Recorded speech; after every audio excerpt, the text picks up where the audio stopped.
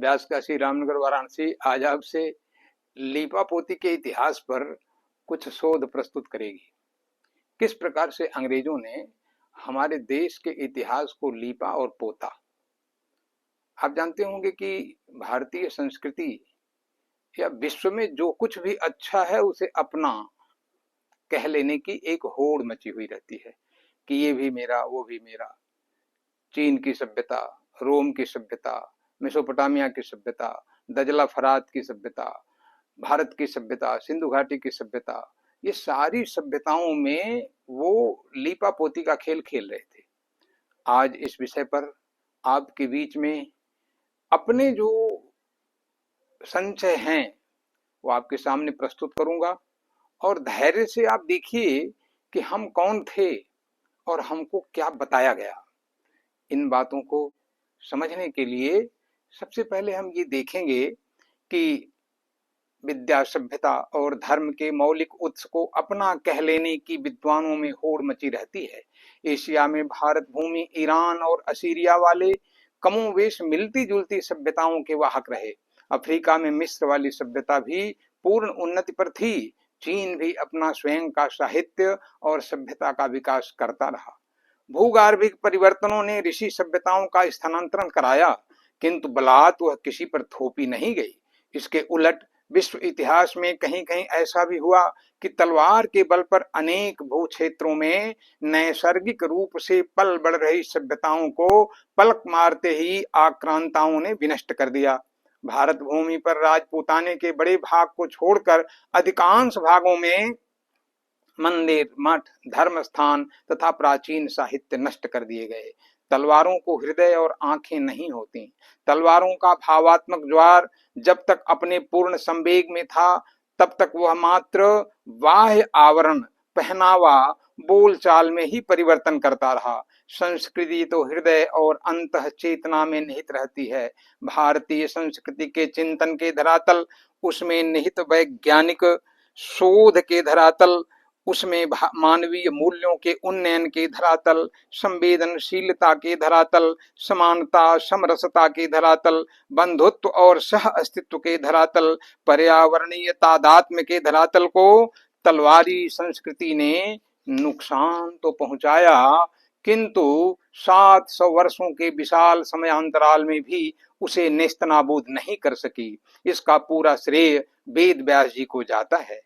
अंग्रेजों ने जब 16वीं शताब्दी में ईस्ट इंडिया कंपनी के माध्यम से हमारे भारत भूमि में कदम रखा तो उन्होंने 18वीं शताब्दी के उत्तरार्ध में सर विलियम जोन्स ने देखा कि यहाँ तो बहुत कुछ ऐतिहासिक पड़ा हुआ है, यहाँ तो सब कुछ प्राचीन पड़ा हुआ है, यहाँ तो संस्कृति भी है और सभ्यता भी है, और वह चुपचाप भयंकर अत्याचारों के गर्त में रह करके भी अपने आप को पाले और पोषे हुए है।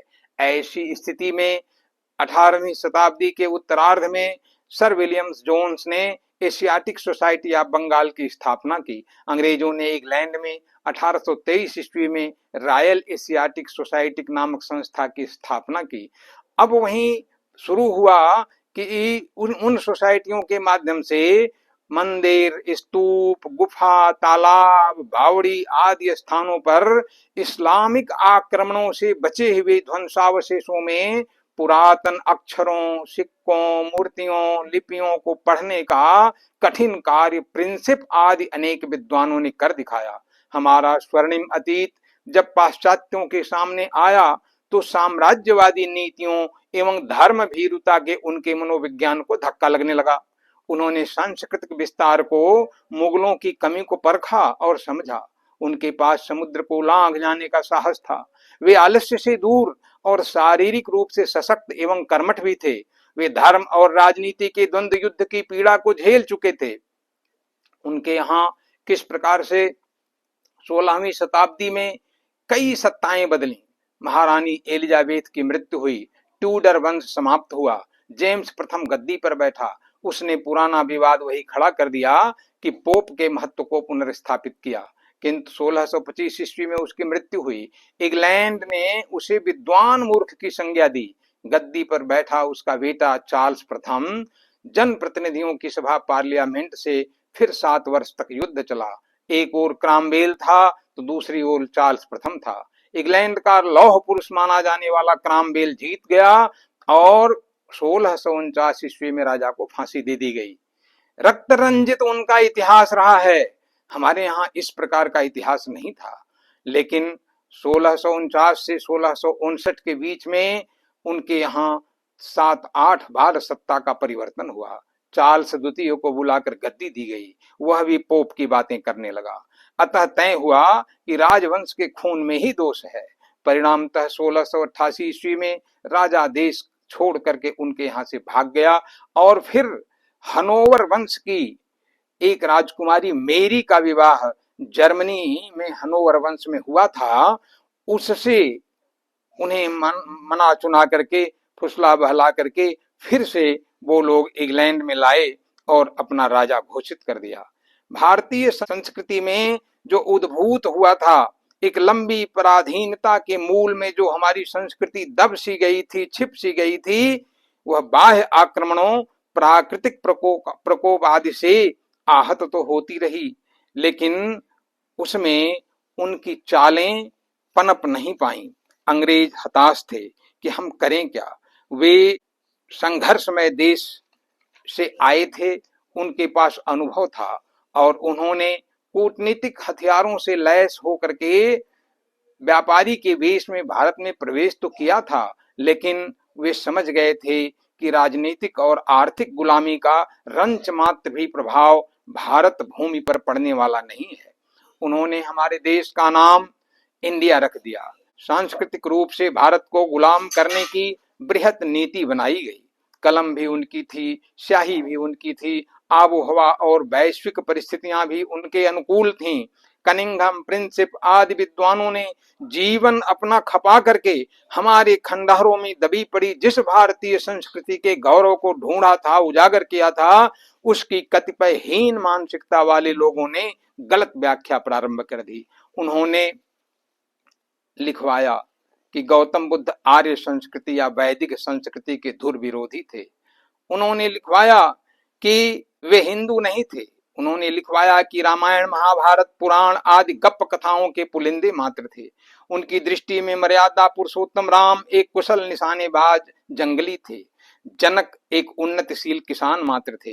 यही नहीं, रंग रूप, वेशभूषा, बोलचाल, भाषा, रीति रिवाजों का हवाला देकर भारत को बहुआयामी पृथकता से युक्त एक कल्पित संघ के रूप में उन्होंने प्रस्तुत किया। पद और रुपए की लालच में पड़कर कुछ भारतीय समूहों ने उनकी हाँ में हाँ मिलाई।